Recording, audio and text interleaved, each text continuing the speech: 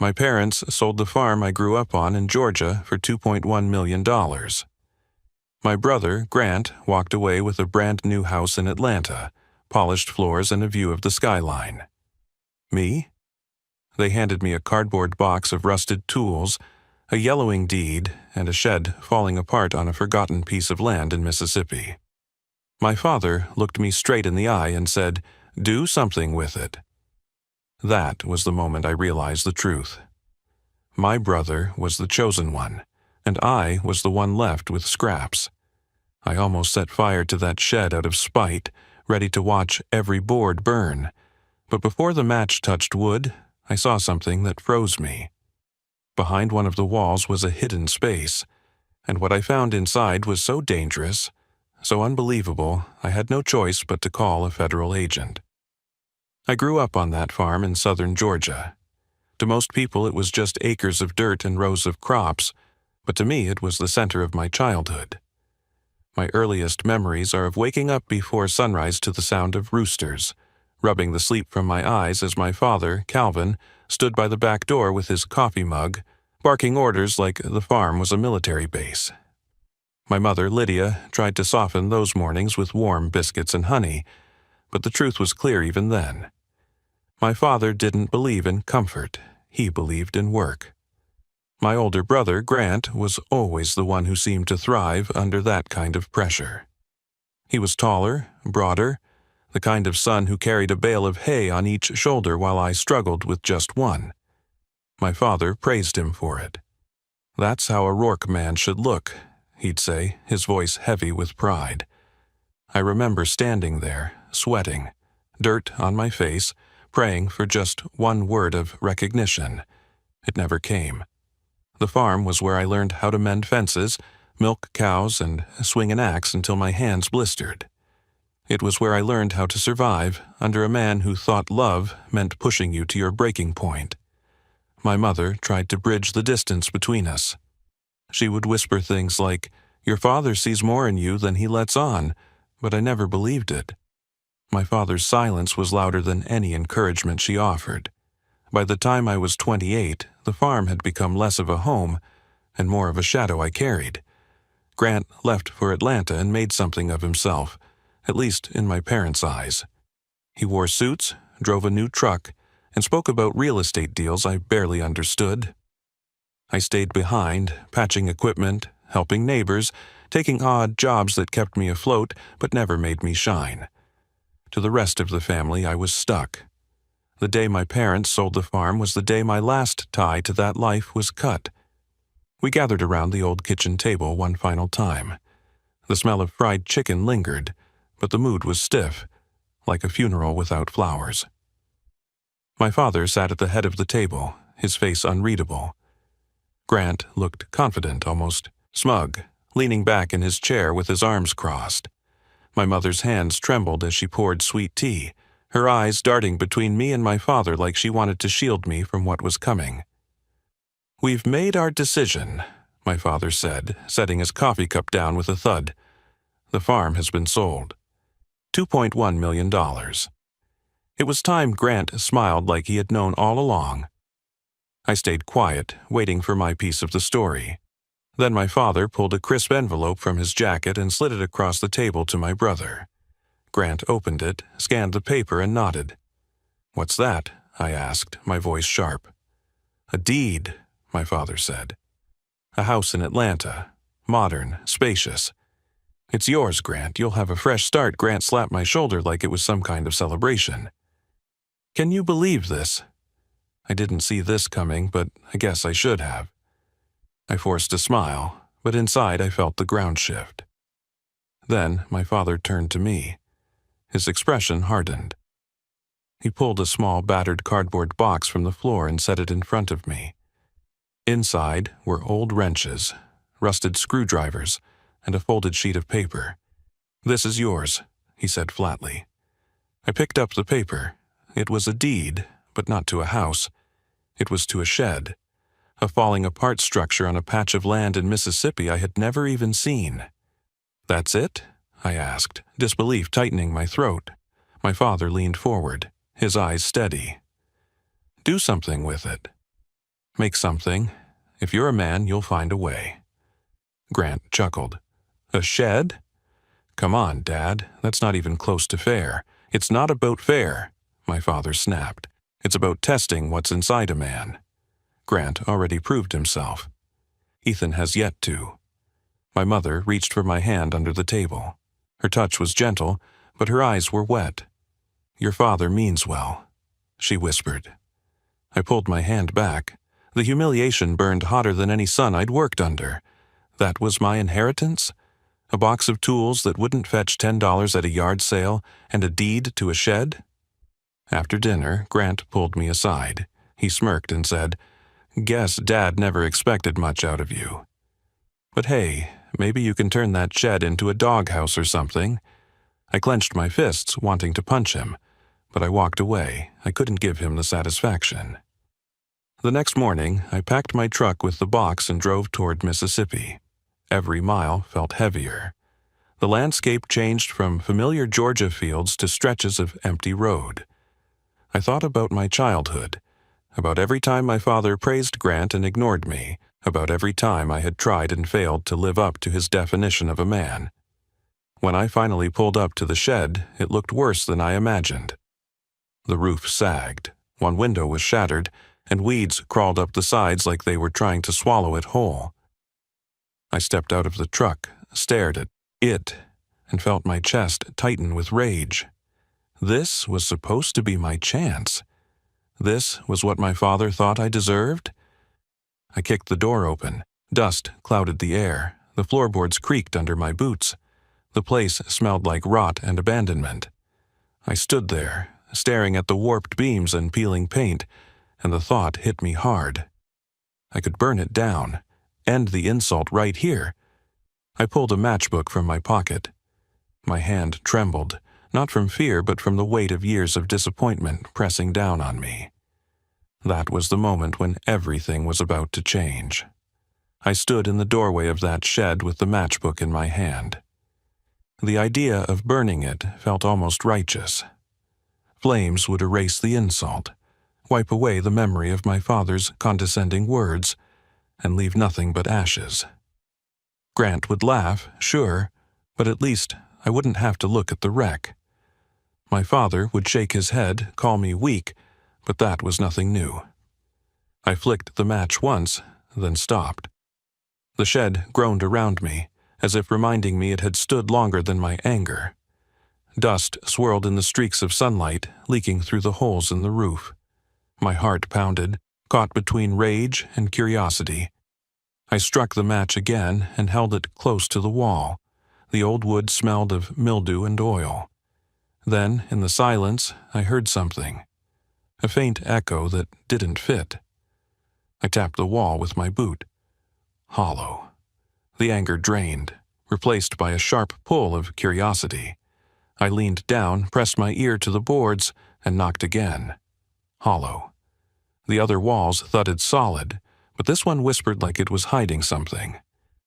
I dropped the match to the dirt floor, unlit this time, and reached for one of the rusted crowbars from the box my father had given me.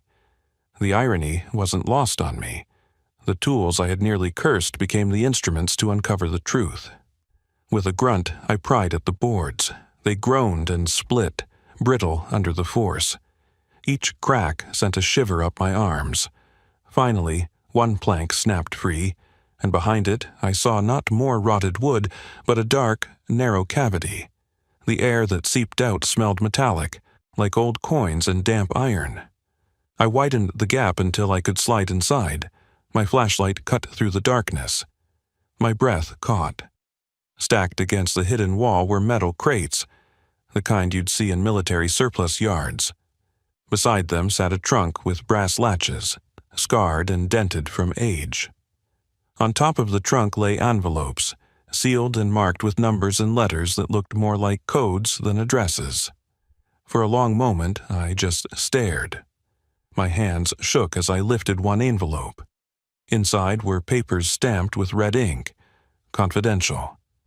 My pulse hammered louder with every word I scanned. Maps, coordinates, references to shipments. I shoved the papers back and yanked open the trunk. Inside was an assortment of objects wrapped in oilcloth. The first bundle contained a handgun, heavy and cold, far too clean, for something hidden in an old shed. Another bundle held files in plastic sleeves labeled with government seals. The final one, wrapped tighter than the rest, felt like a piece of equipment, though I could not identify it in the dim light. I stumbled back, adrenaline surging. This was no forgotten junk. This was deliberate, calculated storage. Someone had hidden these items here, and for decades they had remained untouched. The shed my father dismissed as worthless was a vault. I sat on the floor trying to breathe. My mind raced with questions. Who put this here? Why Mississippi? Why my family's land? My father had given me this shed without explanation. Did he know? Or was this all a coincidence? I thought about calling Grant. For all his arrogance, he was still my brother. Maybe he could make sense of it. I dialed his number. "Ethan," he answered, his voice slick with confidence. "How's the palace?" "It's not a palace." I found something, my voice cracked. Something in the shed. Crates, weapons, files, government files. There was silence, then a low laugh. "If you're joking, that's pathetic.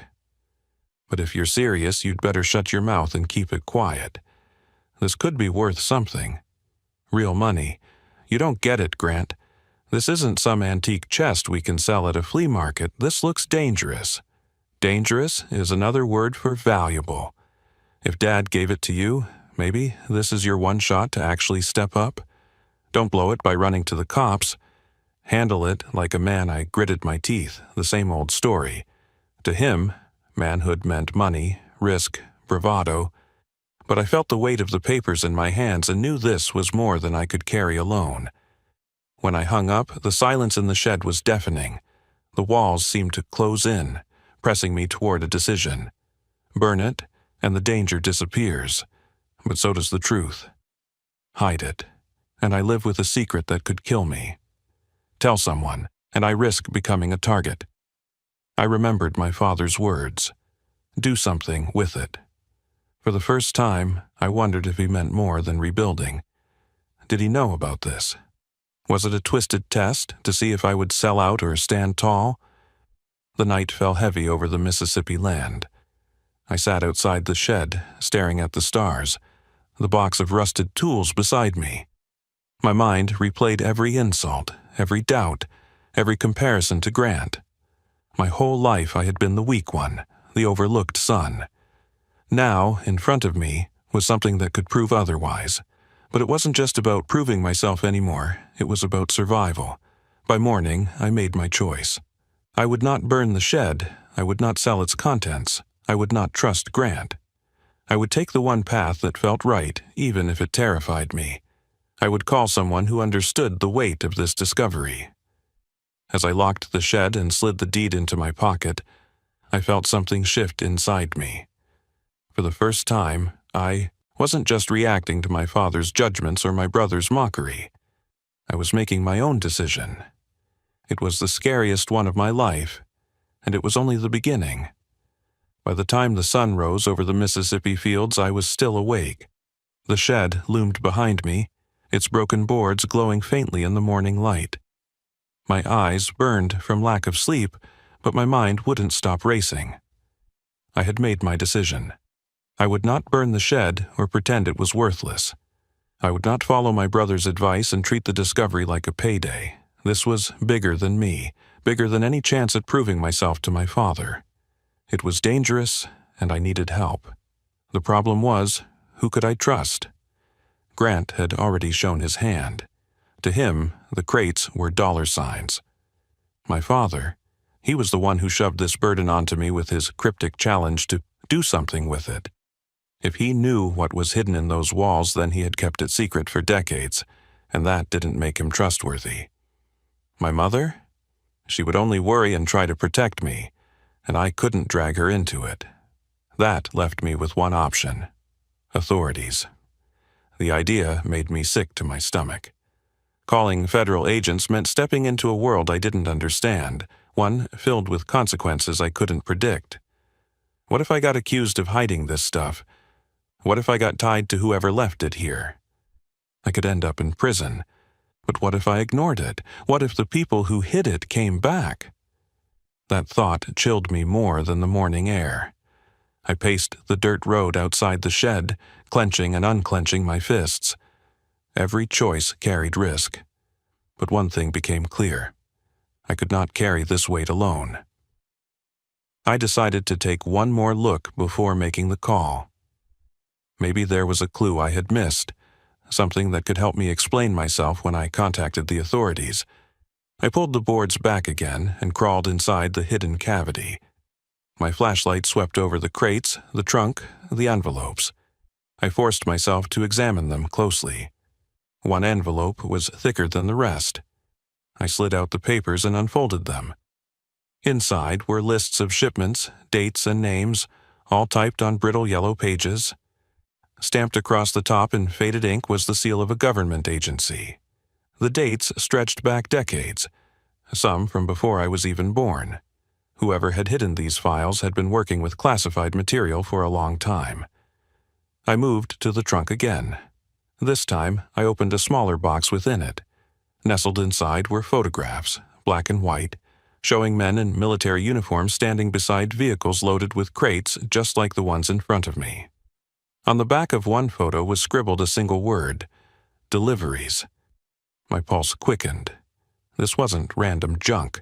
These were records, evidence of something illegal. Smuggling, theft, maybe worse.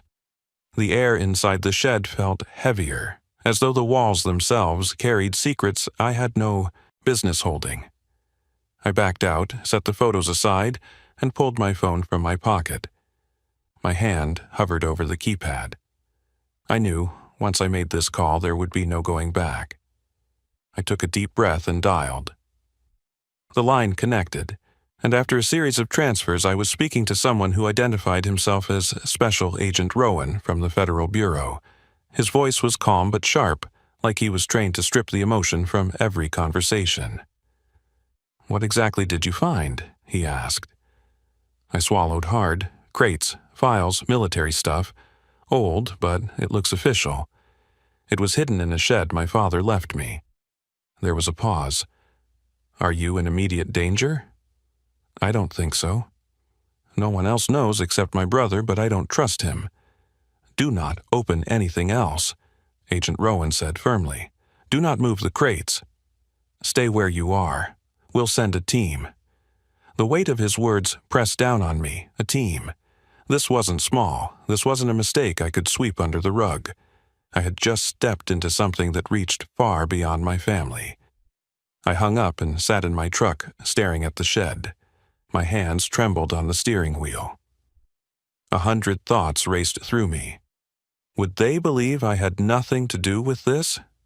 Would my father be questioned? Would my family name be dragged through headlines?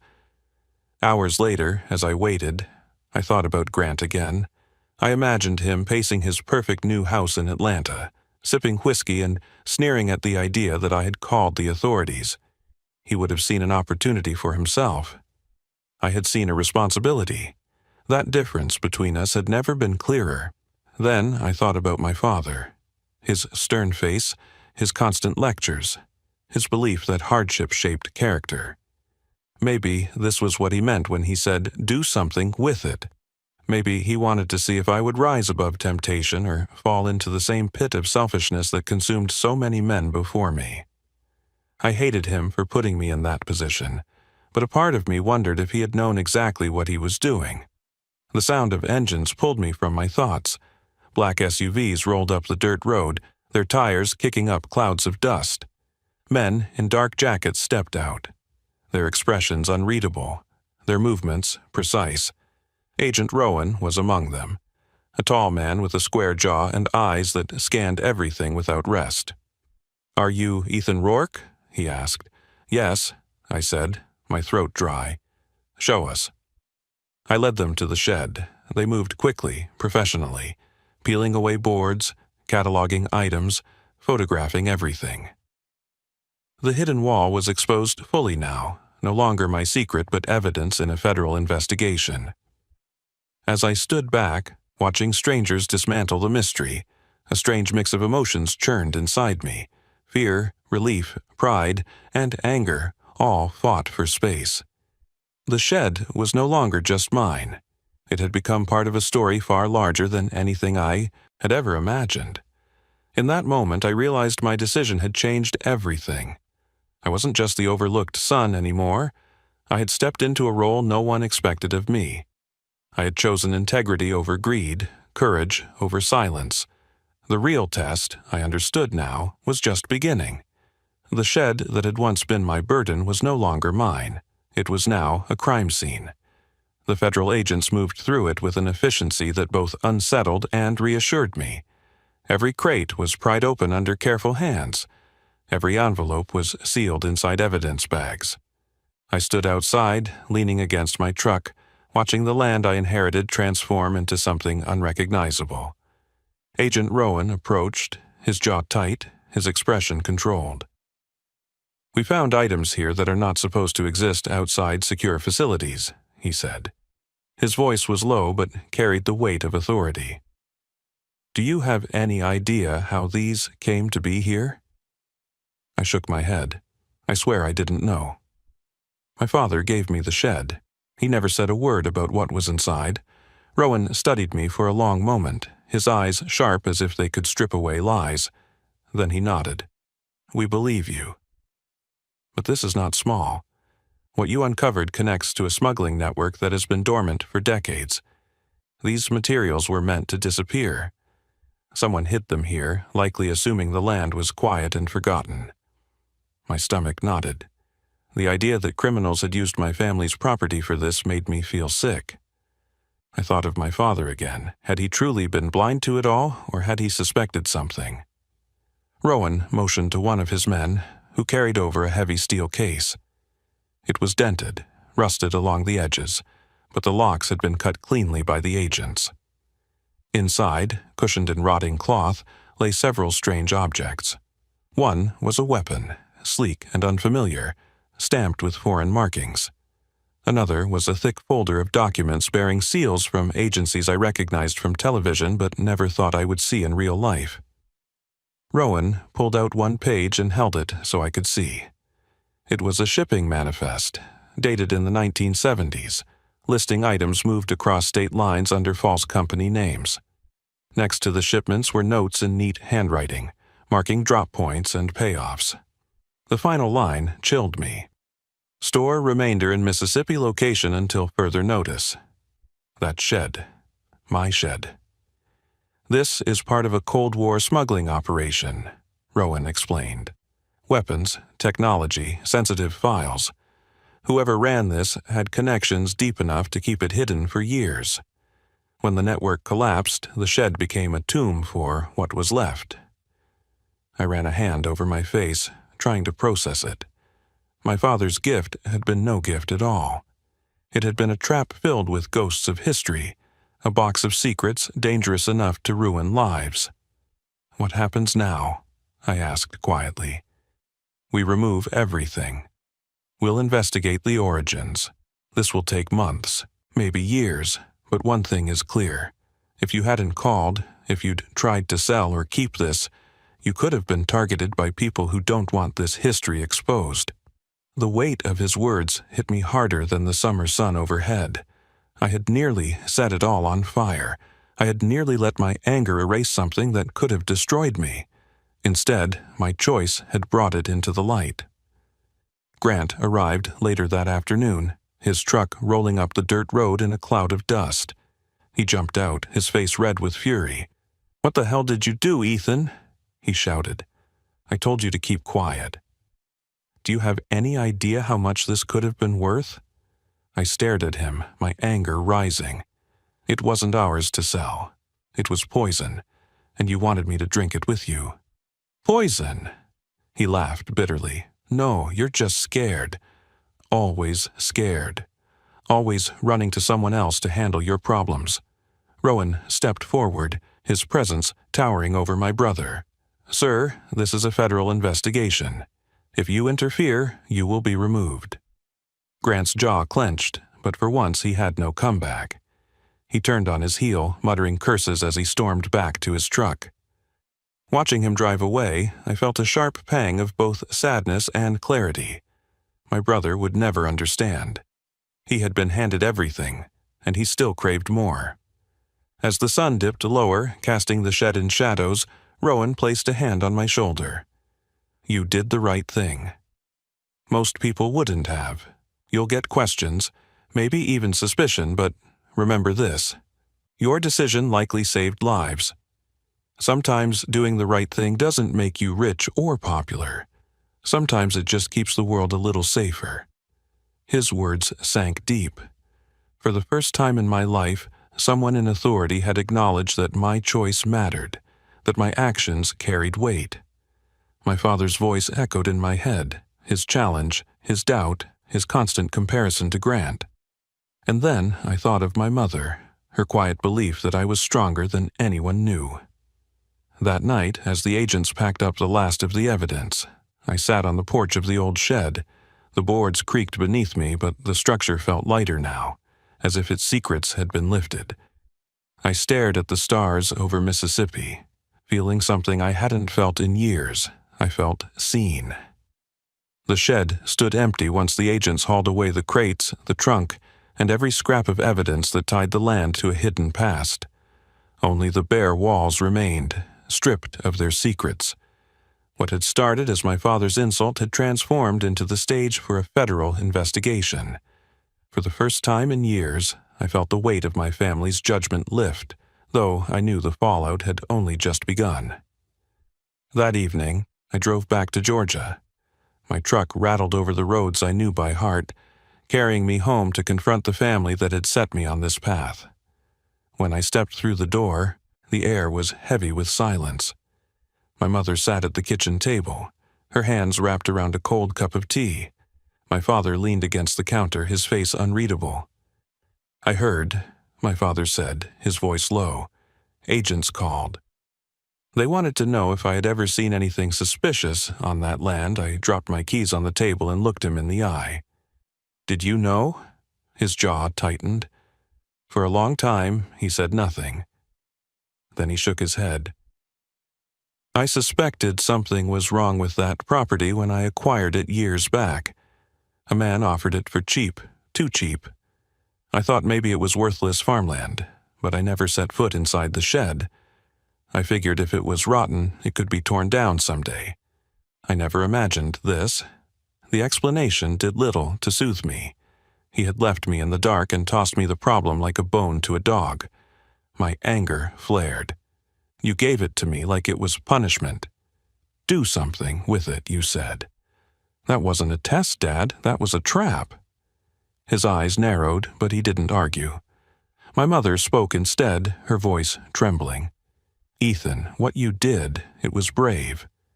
You could have walked away, or worse, you could have followed your brother's advice, but you didn't. You chose the hard road, and I am proud of you." Those words warmed me in a way I didn't expect. My father's silence still cut deep, but my mother's faith filled a void I had carried for years. Grant barged in not long after, slamming the door behind him. His face was red, his eyes full of fury. "You ruined everything. Do you know what kind of opportunity you threw away? We could have been set for life." I stood, meeting his glare. "Set for life with stolen weapons and government files. You would have sold poison to the highest bidder. That's not an opportunity, Grant. That's suicide." He scoffed, shaking his head. "You think you're a hero now? You think Dad's finally going to see you as more than the weak one? You're still nothing." The old me would have crumbled at those words. I would have swallowed my pride and carried the shame like a weight on my shoulders.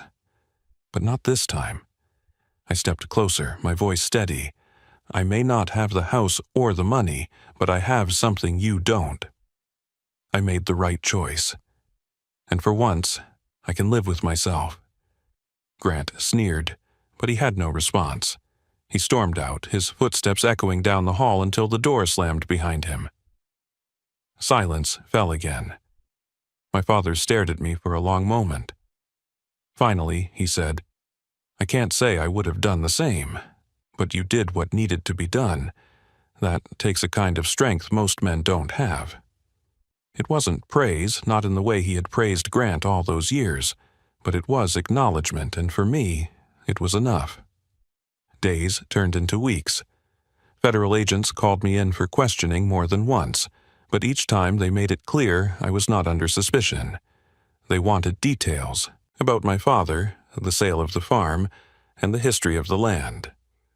I told them everything I knew, which wasn't much. Eventually, their tone softened, and one agent even said, "Most people in your position would have been tempted." "You did the smart thing?" That comment stayed with me. My entire life had been about trying to live up to someone else's standard, my father's, my brother's, even my own flawed image of what I thought manhood required. But standing in that shed, staring at weapons and secrets buried for decades, I realized strength isn't about lifting the heaviest load or chasing the biggest prize. It's about doing what's right when every voice around you tells you to do otherwise. The shed still sits on that patch of Mississippi land. Empty, quiet, harmless now. I thought about tearing it down, wiping away the memory of what I found there. But I chose to leave it standing. It reminds me of who I was when I arrived, angry, bitter, desperate for approval, and who I became when I left. One night, my mother called me out to the porch. The stars stretched wide above us, the same sky that had once watched me suffer in silence. She touched my arm and said softly, "You don't need their approval anymore. You've already proved who you are." For the first time, I believed her. Looking back, I thought my inheritance was an insult, a box of broken tools and a deed to a useless shed. But the truth is, it was the greatest gift I could have been given. Inside those rotted walls, I found more than hidden crates and old files. I found the strength to make my own choice, the courage to step out of my brother's shadow, and the resolve to stop waiting for my father's approval. My story isn't about what my parents gave me or what my brother received. It's about what I built from the one thing they didn't expect me to use, my backbone. And for the first time in my life, that was enough. That shed was supposed to be nothing more than an insult. My brother got a mansion. I got a pile of rusted tools and a broken roof. But inside those walls, I found something that forced me to make the hardest choice of my life. I didn't walk away richer, but I walked away stronger. And for me, that was worth more than any check my father could have written. If this story pulled you in, hit that like button so more people can hear it too. Share it with someone who loves a good mystery. Drop a comment below and tell me what you would have done if you were standing in my shoes. And if you want more stories like this, real stories about family, choices, and the unexpected, make sure to subscribe to the channel. Your support keeps these stories alive.